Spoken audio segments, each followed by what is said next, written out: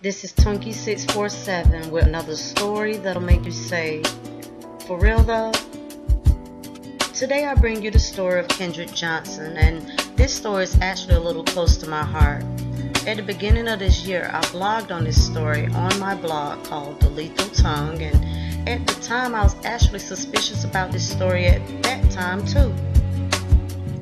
First, let me give you a little background on Kendrick, and I'm gonna run a clip. Kendrick Johnson is a 17-year-old from Valdosta, Georgia, and he attended Lowndes County High School. He was a multi-talented athlete. He played basketball, football, and ran track. This 17-year-old was quite popular with the ladies, and he was really cool with the guys too. He was very popular, which makes it seem very hard to believe that no one noticed what was going on when he came up missing. On January 10th, around 1:09, Kendrick is seen on camera going into the gym, but he was never seen since. And this was around the fourth period for the students.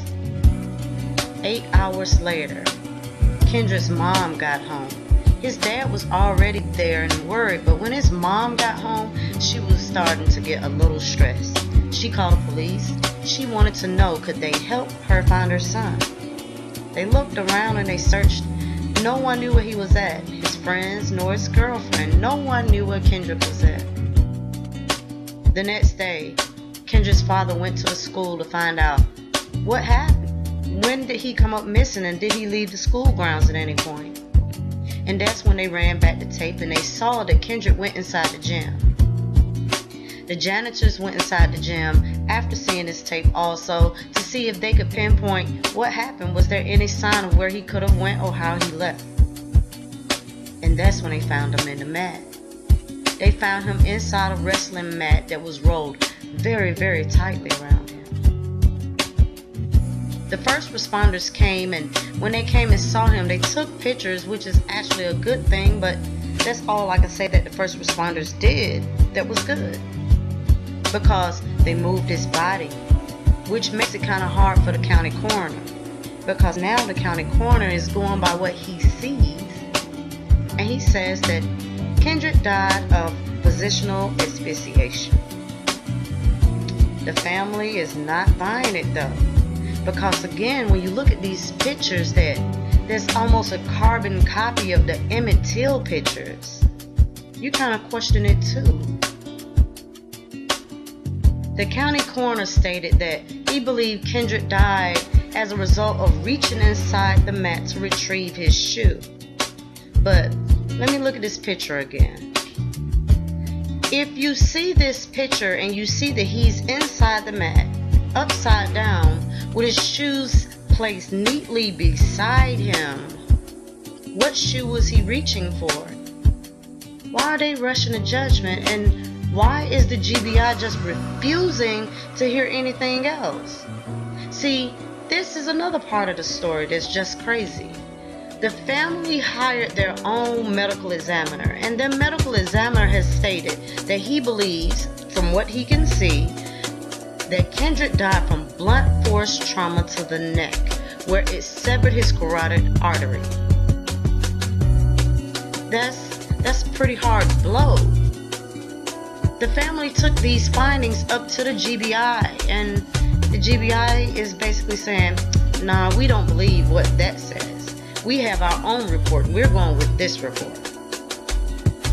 Again, why is there a shutdown in communication? And why so quick to rush to this judgment? There's something going on down there in Valdosta, Georgia, and I don't know what's going on, but it don't seem friendly. And there are a lot of questions that need to be answered. Are our black boys safe? Will they even be able to grow up to be good young black men?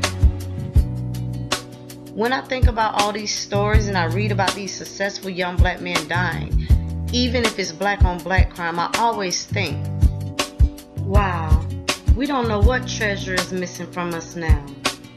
That could have been the next Malcolm X, the next Martin Luther King, the next Marcus Garvey. the next Medgar Evers. We don't know what we're getting rid of. We don't know what's being lost when they die. When I first posted the story on my blog, so many people from that city and from that school hit up my blog in the comment area to let me know what the rumors were that was floating around that area.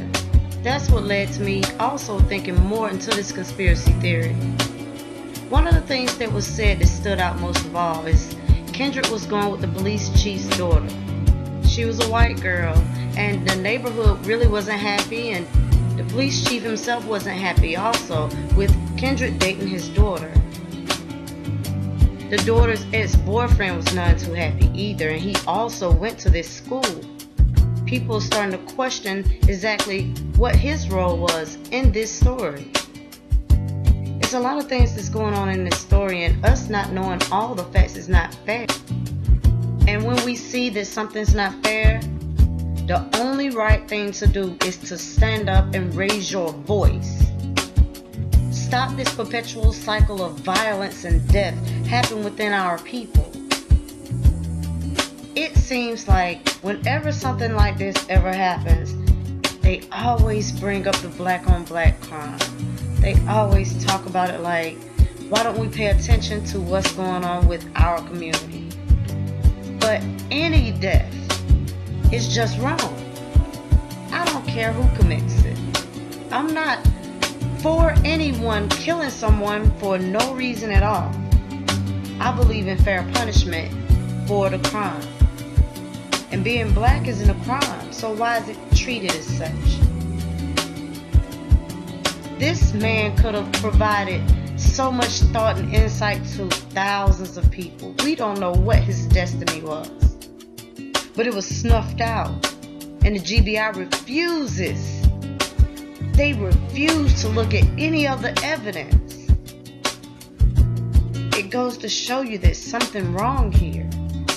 People should question every time there's a question raised. Just believing what you're told will have you continuing to believe in Santa Claus. And if you still believe in Santa Claus, you are a sad case. If you realize that even Santa Claus was a figment of childhood folklore, maybe you should understand that maybe a lot of these things is just folklore and fairy tales. Stop thinking that racism don't exist. Stop thinking that people are treated fairly all over the United States. This kind of reminds me of an old saying that was kind of thrown around in my neighborhood, but they would say that the man with the most money and the right skin wins. And when you look at some of the things that happen in the United States, you kind of wonder, is it true? I don't know, but every time I try to prove myself wrong, there's a news report that proves me right. Rest in sweet paradise, Kendrick. There are many out here that miss you. And trust me, your love was felt through your parents. For the rest of you all, until we speak again, remember, I love you. Peace and blessings.